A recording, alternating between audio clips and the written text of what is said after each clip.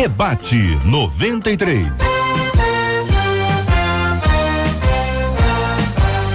Realização 93 FM. Um oferecimento Pleno.news. Um olhar diferenciado além da informação.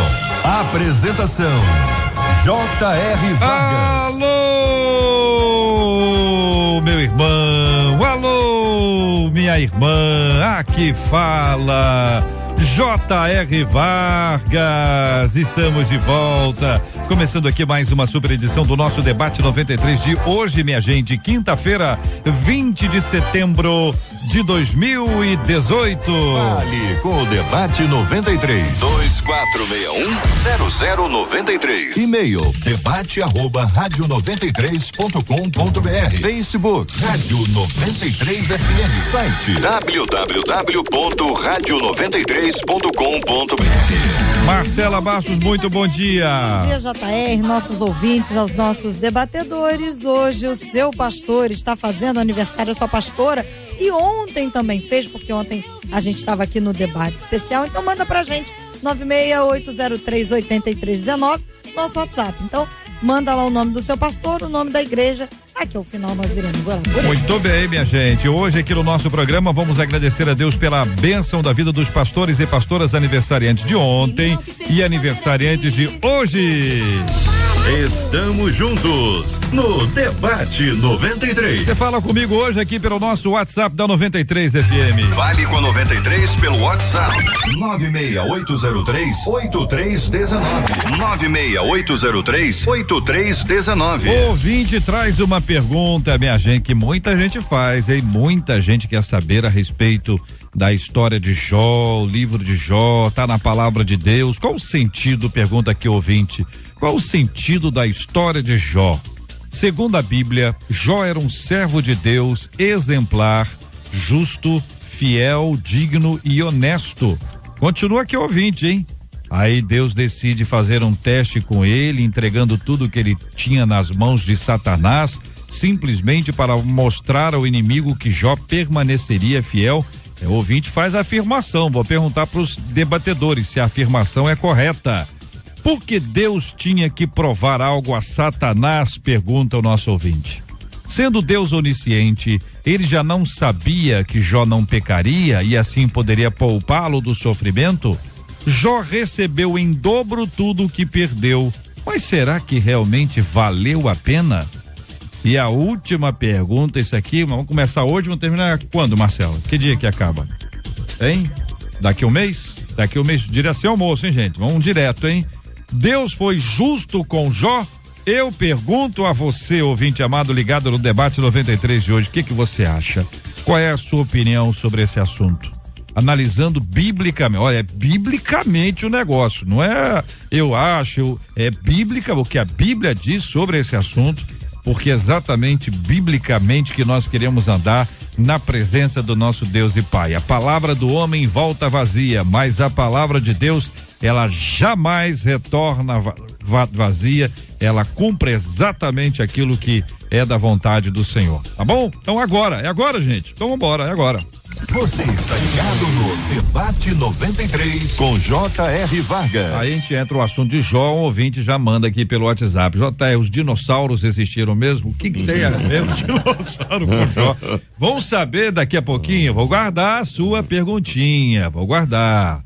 Vamos conversando. Reverendo Marco Antônio de Oliveira, pastor Uziel Nascimento, bispo Davi Gualberto, reverendo Romeu Cardoso, todo mundo aqui já no nosso estúdio com Bíblia, smartphone, tablet, as anotações, todo mundo aqui com esse assunto na ponta da língua para poder compartilhar com os nossos ouvintes. Pastor Marco Antônio, vou começar ouvindo o senhor e aí vamos introduzindo esse tema aí. Qual o sentido da história de Jó? JR, é uma alegria estar de volta a essa casa, que Deus nos abençoe e que o debate possa contribuir e muito para o crescimento de todos nós.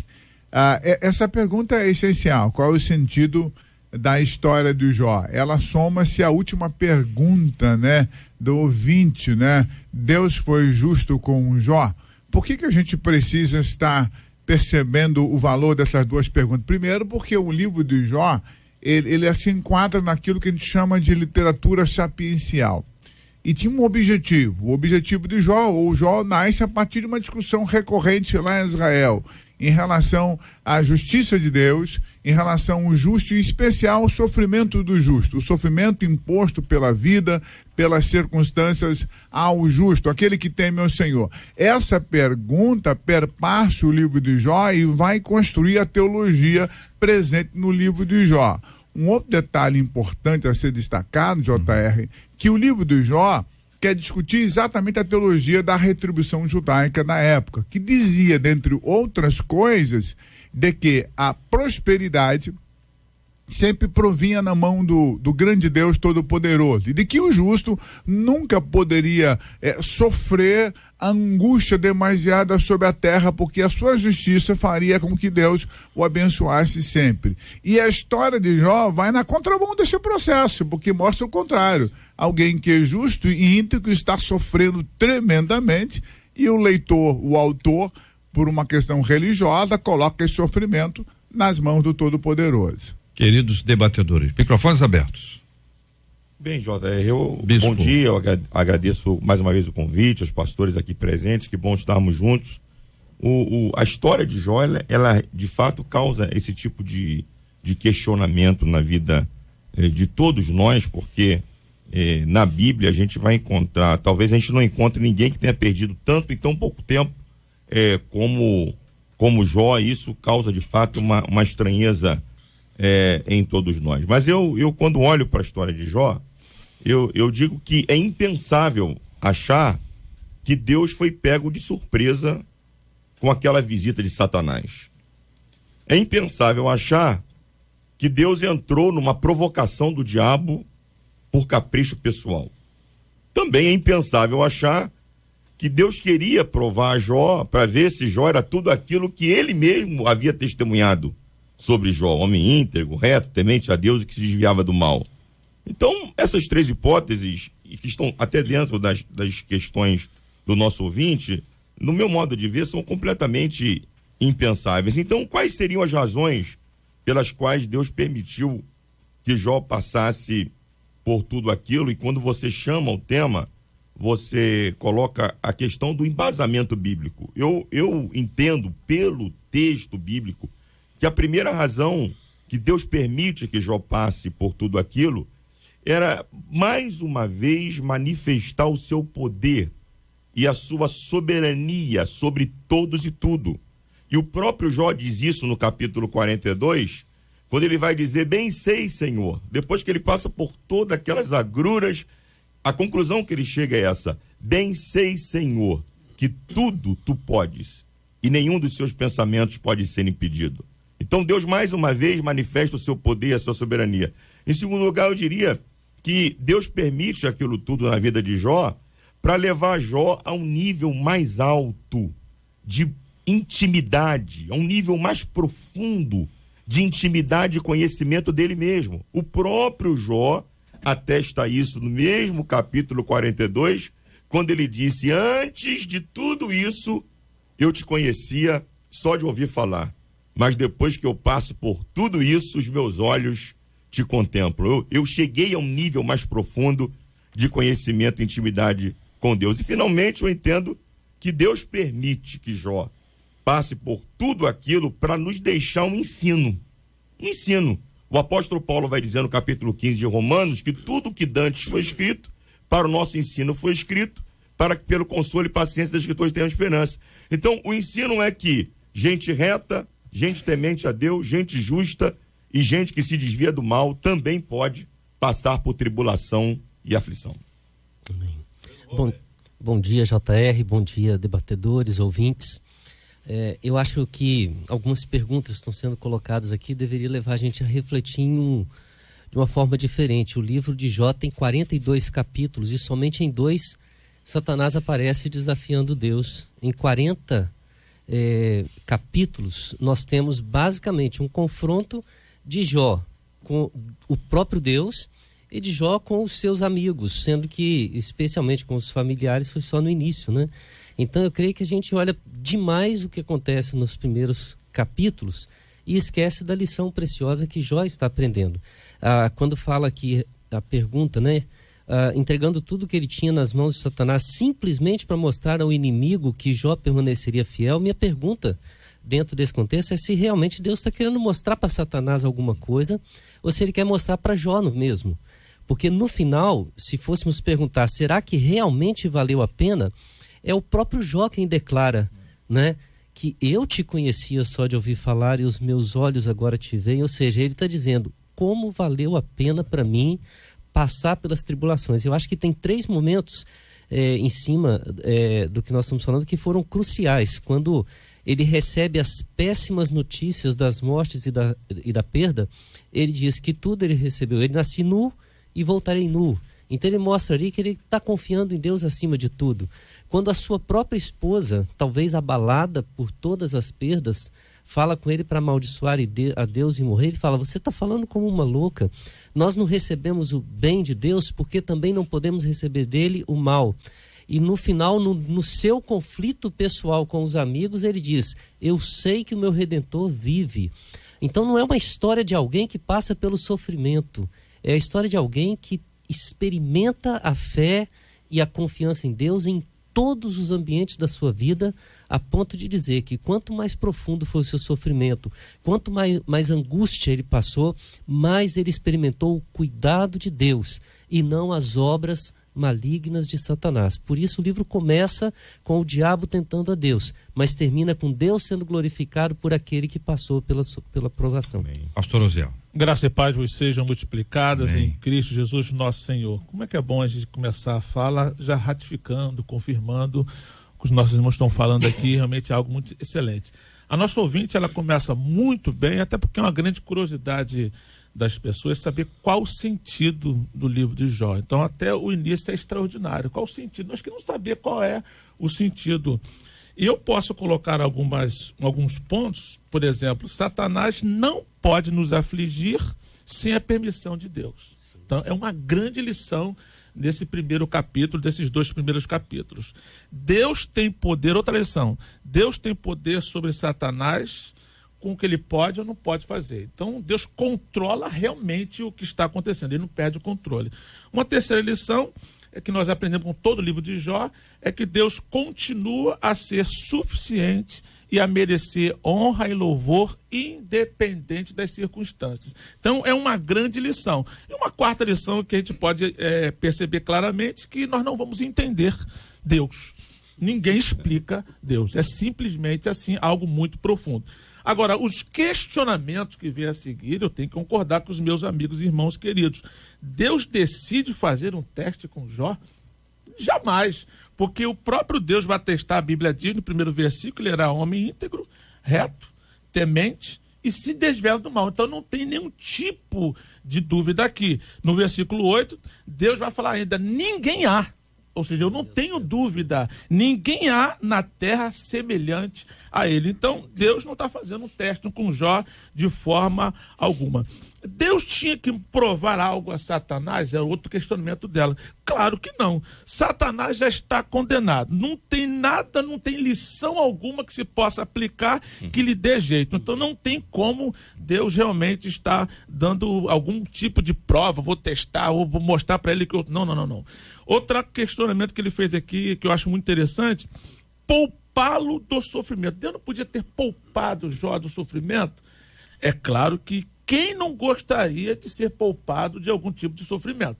Se eu dissesse isso, eu sou Jó agora, e Deus pergunta, eu vou te poupar ou não te poupar? Por favor, me poupa, Senhor, que eu não quero passar por isso, não. Então é claro que nós não gostaríamos de passar por nada, de qualquer tipo de aflição, de sofrimento. Mas o Salmo 119, versículo 71, vai dizer assim, foi bom me ter sido afligido, para que aprendeste os teus estatutos. Agora, Jó, no final da prova, ele vai dizer assim, foi bom ter sido afligido. Antes, eu te conhecia de ouvir falar, mas agora meus olhos te veem. Valeu a pena? O próprio Jó diz que valeu a pena. Então nós não temos que questionar isso. Muito bem, quero dizer para os nossos queridos e amados ouvintes que este programa está sendo gravado e vai ser reproduzido no nosso canal no YouTube, Debate 93, no canal da rádio no YouTube, e eu considero que vocês receberam em poucos minutos excelentes lições sobre o livro de Jó. Qualquer um que esteja ouvindo a gente agora deve tomar esse áudio, compartilhar com pessoas que você gosta, ouvir outra vez, estudar o assunto, discutir o tema, porque nós tivemos aqui uma síntese, cada debatedor se expressou. E quero dizer para vocês, queridos amados, que estão aqui à mesa, que vários dos nossos ouvintes estão replicando isso e estão dizendo que estão lendo e relendo o livro de Jó. Quando alguém nos diz isso, só pode trazer para o coração da gente alegria. Porque quando o povo foge da Bíblia, olha, é a hora que aparecem as doideiras mais doidas de todos os tempos. Agora, quando o povo corre para a Bíblia, não entendeu, leu. Não entendeu, leu de novo. Não entendeu, leu outra vez. Não entendeu, leu novamente. Não entendeu, continua lendo. Não entendeu, não desistir de ler. É assim que a gente faz. Porque do contrário não tem jeito. Pastor Marco Antônio. JR, uma questão precisa ser destacada. Nós não falamos só para a igreja, nós falamos para o mundo contemporâneo. Verdade. O raciocínio presente no livro de Jó é considerado como raciocínio lógico, porque ele questiona algumas questões muito interessantíssimas que a gente, enquanto teólogo, que precisamos discutir de forma séria. Primeiro, a questão da soberania de Deus, esse Deus que é soberano, a pergunta que subjaz na mente de alguém não crente que está nos ouvindo também, e ele não consegue caminhar nesse caminho que nós estamos aqui traçando, ele não consegue, a mente dele não consegue caminhar. A questão maior que está sendo discutida é como é que um Deus soberano pode permitir que um justo passe por sofrimento. Isso questiona a ideia de bondade divina. Uma outra coisa problemática na história de Jó, nessa grande metáfora, eu prefiro vê-la como uma grande metáfora, e por sendo uma grande metáfora, ela não tem resposta para todas essas questões no tocante à onisciência divina, né? E o nosso ouvinte faz essa questão. A onisciência divina, esse Deus que é todo poderoso, o ouvinte não crente, estou me colocando na pele de um ouvinte não crente.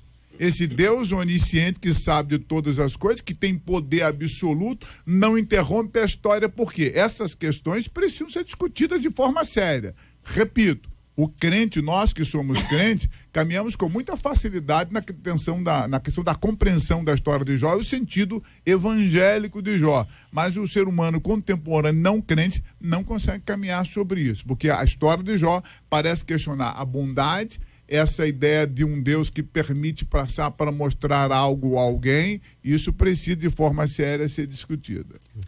Eu nessa esteira do reverendo Marco Antônio, eu entendo exatamente assim. Eu acho que o tempo que a gente vive hoje no Evangelho, esse tempo da pós-modernidade, acabou atravessando na compreensão de muitos a mensagem do Evangelho.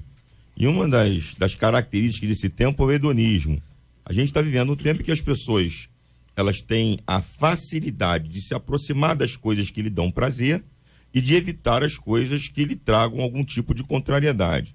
Então, a gente está formando uma geração de crentes muito intolerante à aflição, muito intolerante à angústia. Essa mensagem de que nós somos mais do que vencedores, nós somos cabeça, não somos cauda, a gente vai emprestar muito, se não vai pedir emprestado, essa mensagem acabou criando uma geração de crente que não tolera ficar desempregado, que não tolera ficar doente, em que doença está ligada a pecado, em que desemprego está ligado à desobediência, a falta de obediência à palavra de Deus. Então, quando a gente se depara com histórias como essa, histórias como a história de Jó estão acontecendo no mundo todo nesse minuto. Nesse minuto tem cristãos no mundo todo perdendo famílias inteiras debaixo, por exemplo, do islamismo. No mundo todo está acontecendo isso. Então, a gente precisa resgatar o que o J.R. falou aqui, resgatar a essência da Bíblia, que perseguição, aflição, angústia, contrariedades podem acontecer a gente crente. E Jesus, quando termina o sermão das bem-aventuranças, ele termina nos dando o conselho: quando isso acontecer com vocês, exultai-vos e alegrai-vos, porque é grande o vosso galardão no céu. Eu creio assim que, pegando nessa mesma linha dos tempos que nós vivemos, né, o tempo que a gente vive, eu creio que a igreja ela está dentro desse tempo e ela vive esses mesmos problemas, sim. Agora, acho que tem duas coisas. Hoje nós vemos uma sociedade que tudo tem que ser fast, rápido. É o pré-cozido, pré-pronto, tudo tem que estar na hora. Eu pego o meu alimento que está todo preparado já, pré-cozido, tudo certinho, coloco no micro-ondas, eu tenho 2 minutos, está tudo pronto. Então a gente perdeu o sabor de confeccionar, perdeu o sabor do cuidar. Então a gente não entende que esse sofrimento, ele dá mais sabor à vida, né? A gente quer tudo ágil e diz que se não for daquele jeito é porque não serve. E Deus não é o fast food da nossa vida, não é o fast da nossa fé.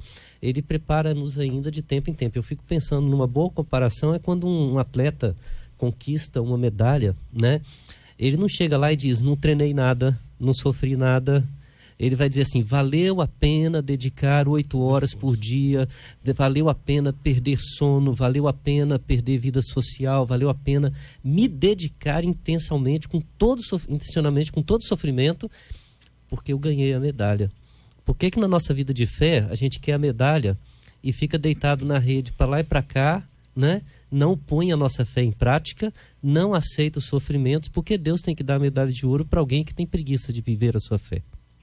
Acho interessante e concordo com o reverendo vem falando sobre a preocupação dos leigos, aquelas pessoas que não têm aquela mesma compreensão, mas quando a gente prega o evangelho, como Paulo diz, tanto para gregos como para judeus, parece loucura. Então é meio complicado você ser tão claro para aqueles que não conhecem o Senhor, até porque a Bíblia diz que na primeira carta de Paulo, na segunda, capítulo 4, versículo 4, diz que o Deus desse século cegou o entendimento dos incrédulos, para que neles não resplandeça a luz do evangelho. Então a gente entende muito bem sobre isso, mas do meu ponto de vista, o principal de tudo nesse livro de Jó, aí já colocando os 42 capítulos, é a soberania de Deus. Não tem jeito, você vai encontrar, eu acho lindo, o Jó vai fazer mais de 30 perguntas para Deus e Deus simplesmente vai responder fazendo outras perguntas.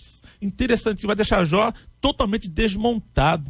Então, o que nós vamos entrar como um resumo de tudo isso, Deus, ele é soberano, está no controle de tudo, independente de quem seja, reconheça, a princípio, a soberania de Deus e não tente entender o agir de Deus, mas procure questionar no sentido, Deus, eu preciso de uma experiência contigo, ouvinte da palavra de Deus, ouvinte dessa rádio extraordinária, que ainda não conhece a Jesus ou não se entregou por completo à obra redentora de Jesus. Fale com Deus, Senhor, eu não entendo isso não.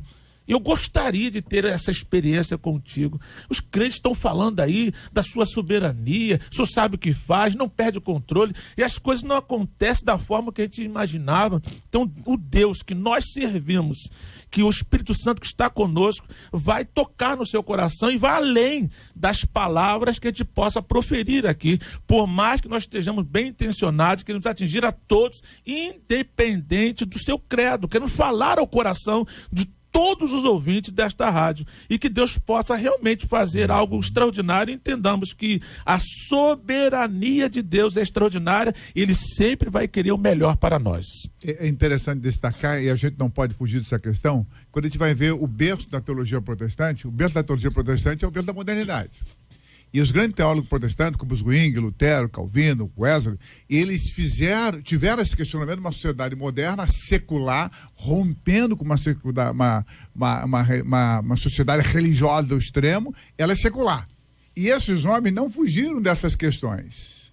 Porque quando se fala em soberania de Deus em Calvino, ele foi questionado várias vezes, como um Deus pode ter tão soberano e bom ao mesmo tempo, e santo, e ao mesmo tempo permite sofrimento. Eu me lembro, JR, de um debate que tive, o lançamento de um livro, tivemos lá na Bienal do Livro, você estava coordenando o debate, estava eu, o Israel Belo e o Valtair, a discussão de fundo era exatamente isso. Eu entendo que o livro de Jó, e para a gente falar esse mundo secular, a gente precisa fazer alguma releitura, ressignificação de alguns termos teológicos. Como entender a soberania de Deus em meio ao sofrimento? Eu diria que a soberania de Deus não inibe a autonomia da vida.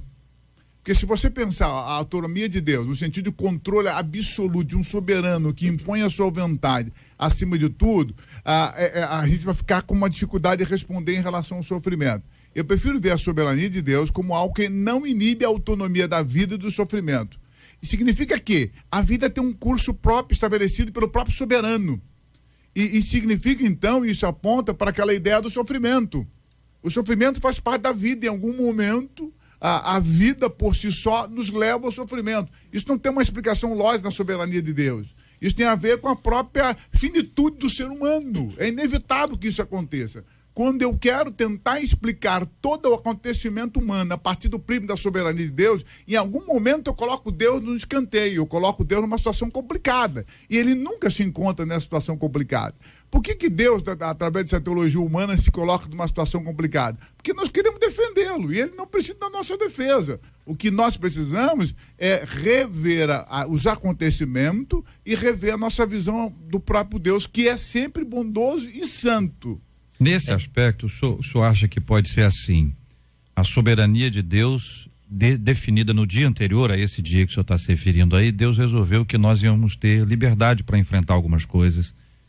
Na soberania dele, ele resolveu que nós vamos ter isso e vamos ter aquilo. E nós fizemos as nossas escolhas, mas fizemos as escolhas porque o soberano decidiu que nós podemos fazer algumas escolhas.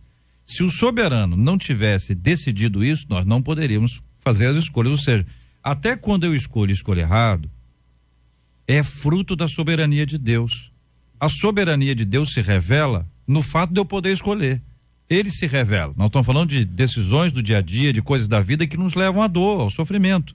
E também a entender o significado maior e mais amplo do sofrimento em meio a essa soberania. Você captou de forma certa, Deus sempre dá o start. Ele é dono do start. Agora, se eu ver Deus de uma outra forma, dono do start, conduzindo cada elemento e ponto da minha vida, eu coloco Deus numa situação complicada e eu não tenho resposta para a sociedade que é hedonista, contemporânea, secularista. Mas veja, você tem uma ação soberana de Deus que dá ao ser humano liberdade para várias coisas. O ser humano pega o carro dele, acelera e bate o carro. Aí você vai dizer o seguinte: Deus permitiu. Deus permitiu por causa da soberania dele, que ele deu ao homem a sabedoria para poder acelerar ou não. Muito bem. O homem está lá no hospital sofrendo com uma dor. Deus não abandona o homem para dizer assim: olha, tá vendo, miserável? Aí eu te dei liberdade para você não acelerar e você acelerou, se vira agora. Deus está porque Deus é soberano, ele está com o homem no momento da dor e da angústia. É isso, pastor? Você captou de forma linda, porque se eu entender de que essa soberania não se executa dessa forma, eu vou atribuir o sofrimento a esse Deus que parece que quer me fazer sofrer. É o que a pergunta da ouvinte. E ao acaso. Por isso que ela está equivocada. Você corre para um lado do acaso e você corre para o lado de Deus. Deus fez, né? Eu compreendo plenamente o que está sendo discutido agora. Só acho que está bem amplo e é muito interessante falar sobre a soberania de Deus. Agora, o que nós temos colocado aqui é a luz do ponto de vista do que está acontecendo com Jó, com as ferramentas que nós temos em mãos de um Deus que fez independente do que Jó tinha feito. Então, dentro desse ponto de vista, agora abrindo o leque, como foi feito de uma forma excelente por você, JR, e também pelo reverendo Marco Antônio, então a gente vai entender que a discussão da soberania de Deus e a ação do homem é algo extraordinário. A gente pode ficar aqui 2, 3 debates para fazer isso, porque é algo muito extraordinário. Então, o nosso ponto de vista, o que eu coloquei, nós colocamos aqui, é dentro daquilo que está acontecendo com Jó, uma pessoa que não fez por merecer o que estava passando, independente do que estava acontecendo com ele. Mas a amplitude é algo extraordinário, realmente. Agora, é interessante pegar, acho que eu vou restringir um pouquinho mais, de novo, né? A pergunta essencial é o que nós podemos produzir no meio do sofrimento. Se não tivesse sofrimento de Jó, não teríamos esse livro, que é tão inspirador para nós, né? E automaticamente nunca debateríamos sobre sofrimento. Mas eu fico pensando, quando o pastor citou alguns nomes ilustres da história, eu fico pensando, se não houvesse uma perseguição a Calvino, ele não teria feito a obra que fez. O tempo todo ele queria descanso, e Deus deu a ele o oposto. Se não tivesse a prisão a John Bunyan, nós não teríamos o Peregrino, que é uma das obras mais conhecidas. Se não tivesse o exílio de Lutero, talvez não teríamos a tradução da Bíblia, não teríamos grandes obras, grandes produções. Um dos hinos, aquele Sou Feliz, Se não tivesse a perda dos filhos, não teria um dos hinos mais lindos dos nossos hinários, cantados em todas as igrejas. Então eu fico pensando assim, na hora do sofrimento, a gente pode olhar para o diabo e perguntar, por que você está fazendo isso comigo? Ou olhar para Deus e dizer, por que está deixando o diabo fazer isso comigo? Ou pode fazer o que Jó fez, olhar para Deus e dizer, o que o Senhor quer me ensinar e como eu posso produzir algo que te exalte, que te glorifique no meio da minha dor. E aí a gente vai ver que aqueles que passam por sofrimento com fé em Deus são os grandes ícones e os exemplos para nós. Amém. Tudo bem, a gente pode afirmar que, com base no texto bíblico de Jó, que nem todo sofrimento é resultado de pecado? Sem dúvida alguma, né? Sem dúvida pecado alguma. No sentido, não pecado de pecador, pecado do ato, da atitude. Isso, com certeza. Porque vocês sabem muito bem, melhor do que eu, que existe uma linha que entende que se está sofrendo porque fez alguma coisa. Está sofrendo e fez alguma coisa. O Jó quer contestar exatamente isso. Faz o oposto. O livro de Jó. Os amigos de Jó o acusam disso. Né? Exatamente. O acusam disso de ele estar sofrendo como resultado de pecado, que é um pensamento judaizante, está presente até lá no ministério de Jesus, né? Porque quem pecou para que ele nascesse cego? Sim. Ele ou seus pais, né? Esse pensamento está presente na cabeça do judeu e está presente nesse evangelho novo aí da prosperidade. Esse evangelho novo da prosperidade, que não é bíblica, tem uma prosperidade bíblica, mas esse evangelho novo dessa prosperidade malucada, esse evangelho, ele linka doença a pecado. Se está doente é porque está em pecado. Ele linka desemprego à falta de fidelidade em dízimo e oferta. Então ele vai linkando essas coisas como se uma coisa fosse exatamente resultado da outra. E isso tem muita gente dizimista que fica desempregado. Muita gente ofertante que tem problema financeiro. Então, na Bíblia Sagrada não há a promessa que nós não passaríamos por aflições, não. Ao contrário, no mundo tereis aflições. Eu acho lindo aquele texto do Salmo, que o salmista diz assim, com ele serei no dia da angústia. Ou seja, não vou te livrar da angústia, não. A angústia faz parte da história do ser humano a partir do momento do pecado. Agora, com ele serei no dia da angústia, livrá-lo-ei e o glorificarei. Agora, vale destacar, JR, o pastor fez um contraponto de teologia da prosperidade, a teologia bíblica de fato, mas é bom destacar que Deus não impõe sofrimento a quem quer que seja. Não devo atribuir, esse é meu ponto de acento que subsidia a minha fala. Não devo atribuir o sofrimento a uma ação divina. Porque se fizer isso, eu toco em algo lindo, que é um outro elemento de Deus, que é a sua bondade. Deus é puro. Ele não pode, hipótese nenhuma, ser tocada por essa realidade humana que é de reação. Deus não se move por reação. Ele é o start absoluto, ele é a ação primeira, sempre de tudo, a soberania dele é absoluta. O sofrimento, como está no livro de Jó, acontece a todos. E nesse caso, o sofrimento visitou o próprio Jó, que era justo e temente a Deus. Essa mensagem linda. Eu não devo atribuir ao sofrimento imposto a mim como uma ação divina, porque isso contradiz a ideia de bondade de Deus. E a gente tem que tomar o cuidado nesse ponto mesmo, porque ao mesmo tempo que tem essa teologia da prosperidade, que diz que se não é próspero é uma ação por causa do pecado, existe uma outra linha que diz que se você está você está no problema, passando sofrimento, se você está na miséria, coisa assim, isso é bênção de Deus. Quer dizer, a gente tem que olhar que a pobreza, a riqueza, a enfermidade ou a saúde, elas têm muito a ver com o nosso dia a dia, com a nossa vida. Deus está conosco em todos os aspectos. Assim como ele demonstra claramente aqui, que ele tira a prosperidade de Jó, no início ele dá em dobro. Então, tanto aquele Jó, do início, aquele Jó sem nada no meio, e aquele Jó duplamente próspero, todos os três são o mesmo Jó, fiel a Deus em todos os instantes, né? Então a gente tem que entender isso e também, vamos dizer assim, às vezes a gente acha que se a pessoa está com uma enfermidade fatal é porque ela está em pecado, né? E aí o outro acha assim, se curou foi Deus.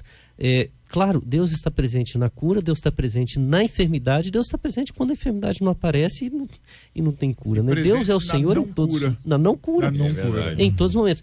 O que ele está falando é que a gente tem que perguntar como que durante esse período da nossa vida nós exercitamos a nossa fé em Deus. Ela pode mostrar tanto quando vem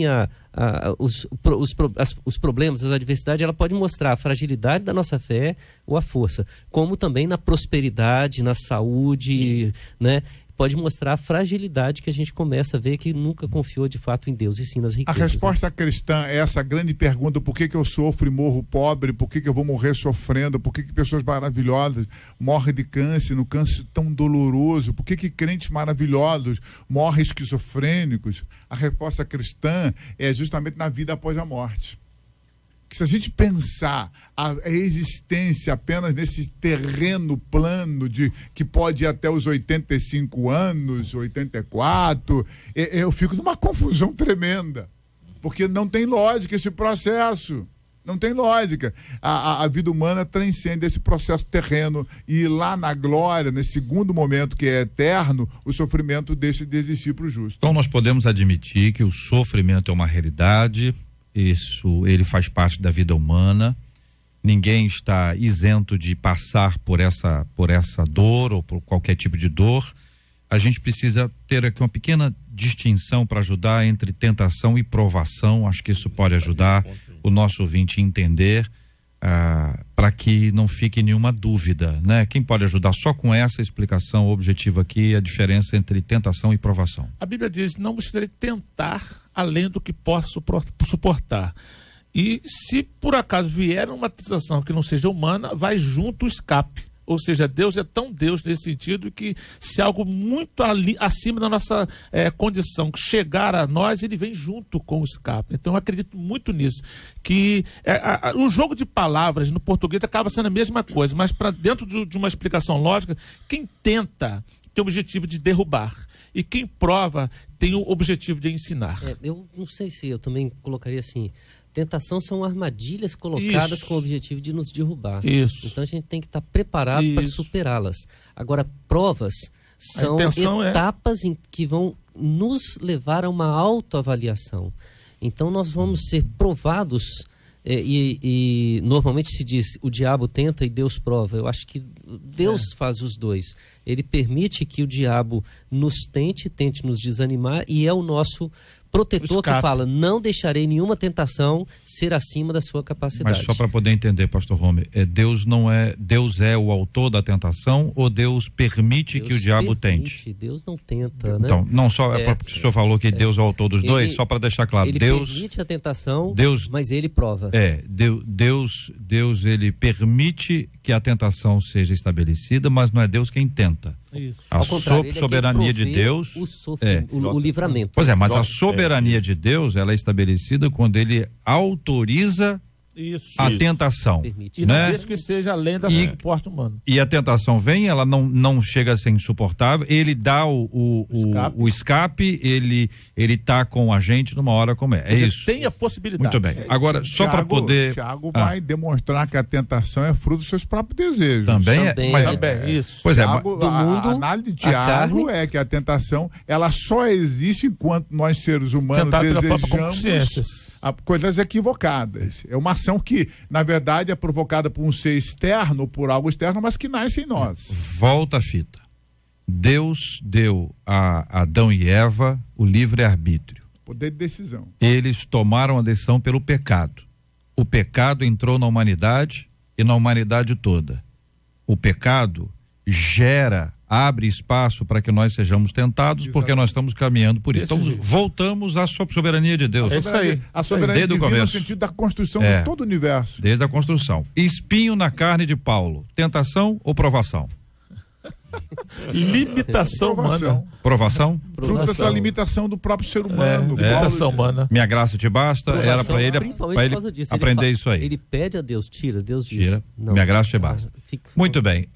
Chegamos aqui, ainda no livro de Jó, a seguinte expressão que eu gostaria que vocês objetivamente explicassem: mudou o Senhor a sorte de Jó quando este orava pelos seus amigos, e o Senhor deu-lhe o dobro de tudo que antes possuíra.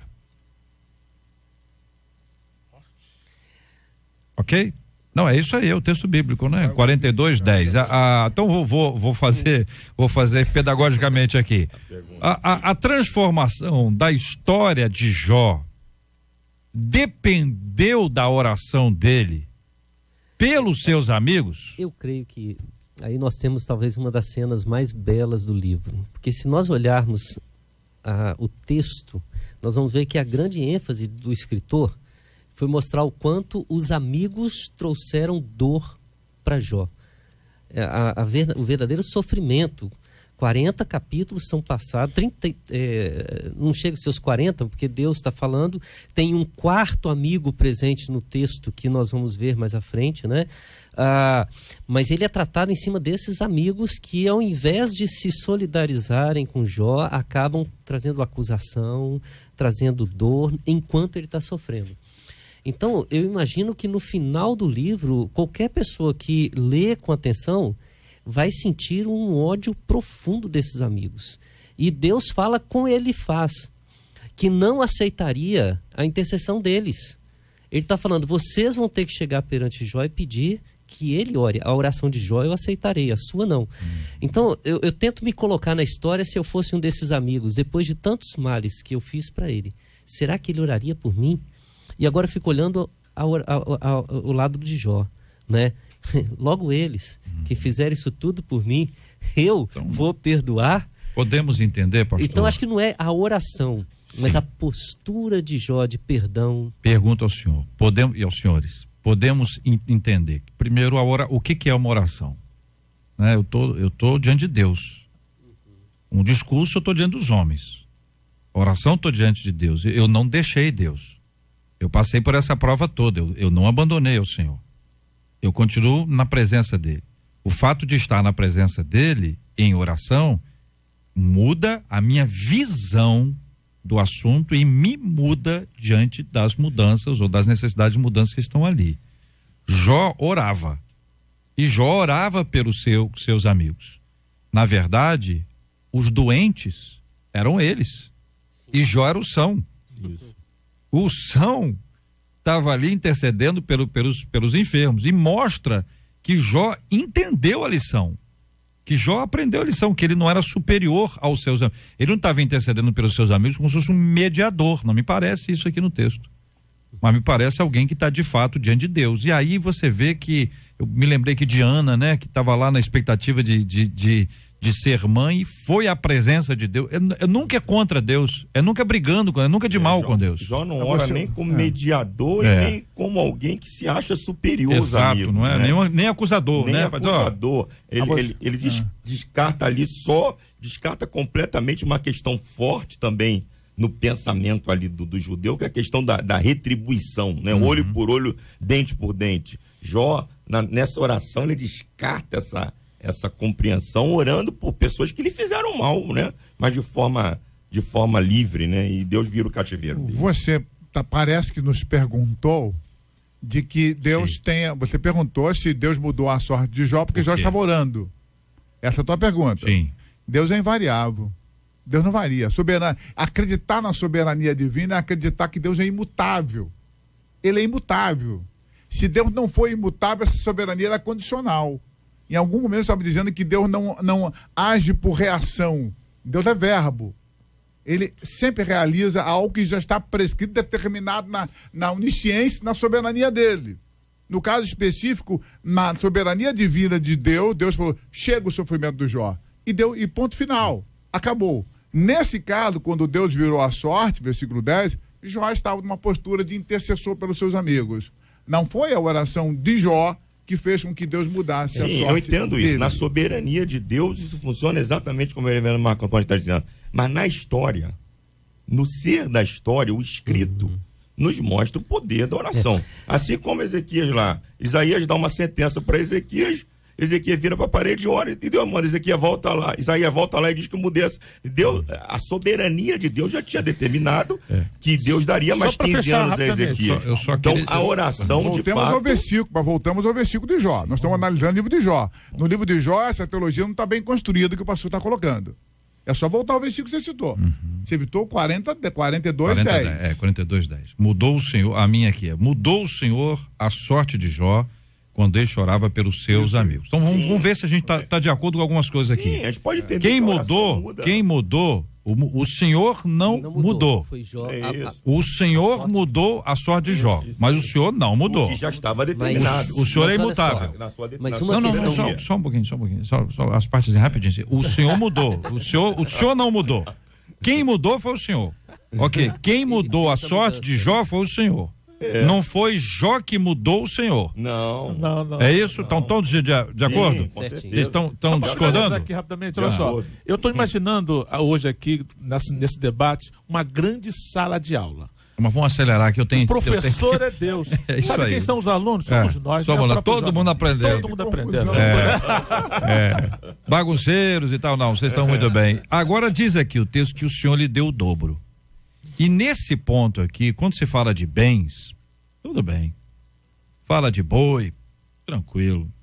Mas há muita gente que olha assim, mas peraí, mas deu um número de filhos e tem filhos que podem ser substituídos. Aí é um olhar assim muito paterno, materno, que olha para esse texto como se fosse isso, entendeu? Era João, Maria e Antônio, agora é Augusto, Albino e Graça, entendeu? Quer dizer, saíram 3, entraram outros 3 como se estivesse substituindo. E para muito pai e mãe, este ponto aqui é complicado, especialmente para quem já perdeu o filho.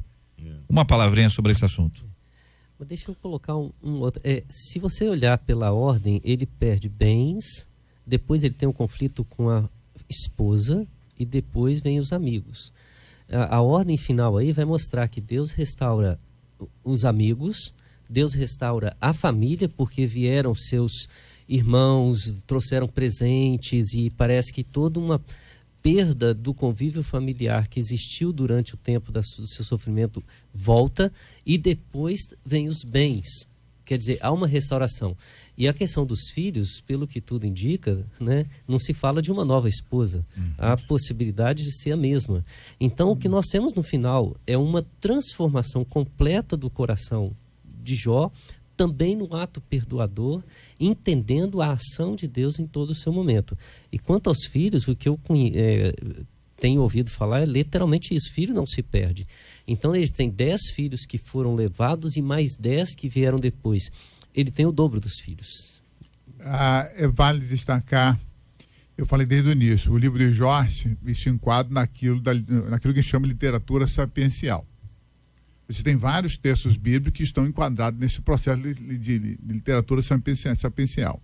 Esse tipo de literatura, o objetivo é trazer um elemento de sabedoria. Não necessariamente que o acontecimento, o fato narrado é algo literal ou não.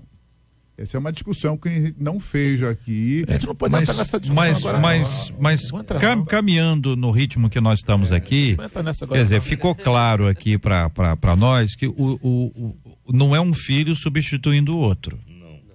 Para ficar todo mundo juntinho. Agora tem uma pergunta bíblica aqui no versículo 15. Em toda aquela terra não se acharam mulheres tão formosas como as filhas de Jó. E seu pai lhes deu herança entre seus irmãos. O que é que significa essa herança entre seus irmãos? Dada aos irmãos, e aqui parece de forma especial, há um destaque, para que as mulheres também sejam inseridas nessa herança. Como é que vocês entendem? Eu tenho 1 minuto só para isso. Eu entendo que amanhã tinha que continuar esse debate. Vamos lá. Estou falando, JR, nós vamos sempre esbarrar agora, mais do que nunca, na riqueza de detalhes, de lições. Pois é, mas a mulher nesse tempo era excluída da herança. Aí já começa a ser inserida, mostrando que Deus no coração se ela era excluída, discriminação. Se ela era excluída, se a mulher era excluída, ela agora é inserida por ato divino. Com certeza. Vamos lembrar que quem está estabelecendo essa ordem aqui é Deus. Agora vamos ver se é isso. O pastor Marco Antônio me olhou com cara de que não é isso. Vai lá. Não, eu quero destacar como a beleza do texto de Jó. Por ele ser um texto sapiencial, ele traz aqui uma nova compreensão de sociedade que precisa ser organizada. Então concorda comigo. Então é isso. Então vejam bem. Esse destaque aqui é um destaque para a gente fechar isso aqui, para a gente identificar como a história mudou. A história mudou por completo. Completamente. A influência do texto de Jó e da experiência de Jó na transformação inclusive da sociedade, no sentido de papel de homem, espaço da mulher. O autor está questionando a religião judaica desde o início. A religião judaica e a sociedade fundada nessa religião de vontade, de êxito pessoais. Até porque ficou muito humana, né? Deixou de ter uma influência divina com toda a inserção humana. Esse é o perigo que a gente corre hoje e correremos sempre, o quanto a teologia é fruto da Bíblia ou do teólogo.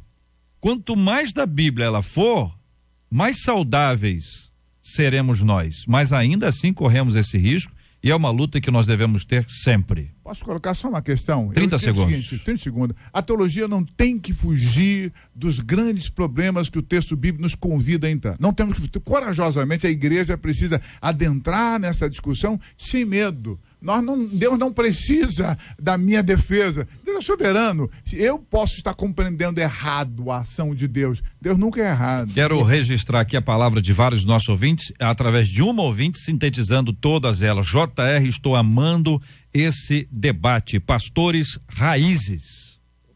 Obrigado. Que estão falando a verdadeira palavra, que Deus conserve esses pastores, as igrejas precisam mais de pastores raízes. Então, a expressão comumente utilizada é pastor raiz, né? E a diferença do o pastor raiz e o pastor Nutella.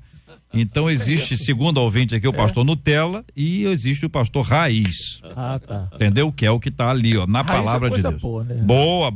Este é o Debate 93, com J.R. Vargas, na 93 FM. Muito bem, agradecendo aqui os nossos queridos ilustres debatedores, nós estamos correndo contra o tempo, horário eleitoral é assim mesmo. Vamos lá, minha gente. Obrigado aqui, reverendo Marco Antônio. Eu agradeço, JR, um abraço, até a próxima. Um beijão para todas as pessoas. Pastor Osiel Nascimento, obrigado, um abraço. Eu que agradeço, foi muito bom, aprendi muito estando aqui, que Deus abençoe a cada coração em nome de Jesus. Muito obrigado, Bispo Davi Gualberto. Muito obrigado, meu amigo JR, meus amigos, companheiros pastores aqui, no nome de Jesus. Maravilha, muito obrigado, reverendo Homer.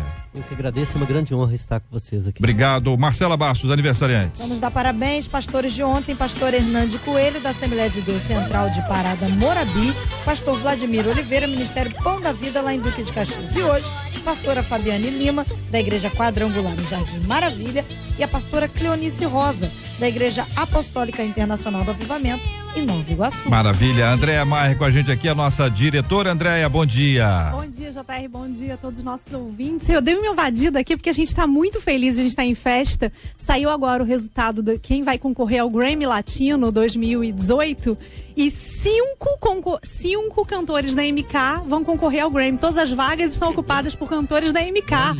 E a gente está aqui em festa. Estão concorrendo Anderson Freire, Fernanda Brum, Cassiane, Leia Mendonça e Pastor Lucas. Categoria Música Cristã em Língua Portuguesa. 15 de novembro é o Grammy Latino. A gente está em festa, Laudeli. Sensacional. Ih, Laudeli, olha o Laudeli. Sensacional. JR, estamos Muito aqui bem. eufóricos. Sensacional. Essa é a notícia. Daqui a pouco a gente diz quais são os álbuns, tudo isso, com mais detalhes. Maravilhoso. Vai ser alvo da nossa oração aqui também, de ação de graças ao nosso Deus e Pai, agradecendo a Deus pela bênção da vida. Hoje, Marina de Oliveira completando mais um ano de vida, vai ser alvo da nossa oração. Vou pedir o pastor Marco Antônio para orar conosco. Nós temos aqui feito 21 dias de oração e jejum pelo Rio de Janeiro, buscando aqui a graça do nosso Deus e Pai sobre a vida de todos nós. Vamos orar pelos aniversariantes que estão hoje celebrando mais um ano de vida, ontem e hoje, agradecendo a Deus por essas vidas. Vamos agradecer a Deus por essa bênção aí do Grammy, orando uns pelos outros e lembrando sempre, orando pela cura dos enfermos, fortalecimento daqueles que são os acompanhantes ali e também orando pelo consolo aos corações enlutados em nome de Jesus. Senhor soberano, Pai, bondoso amigo, em nome de Jesus clamamos pela tua misericórdia.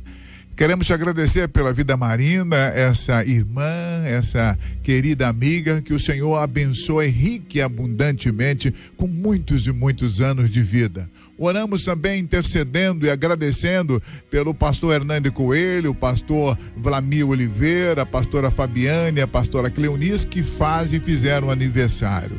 Clamamos também a favor dos enfermos, dos encarcerados, ó Senhor. E queremos de forma muito grande lhe agradecer pela vitória da MK com essas indicações ao Grammy Latino. Clamamos também agradecendo pela vida do nosso querido Haroldo Oliveira. Que o Senhor o abençoe abundantemente, nos concedendo vitória. Abençoa o Harold, essa é a oração que fazemos em o nome de Jesus. Que Deus te abençoe.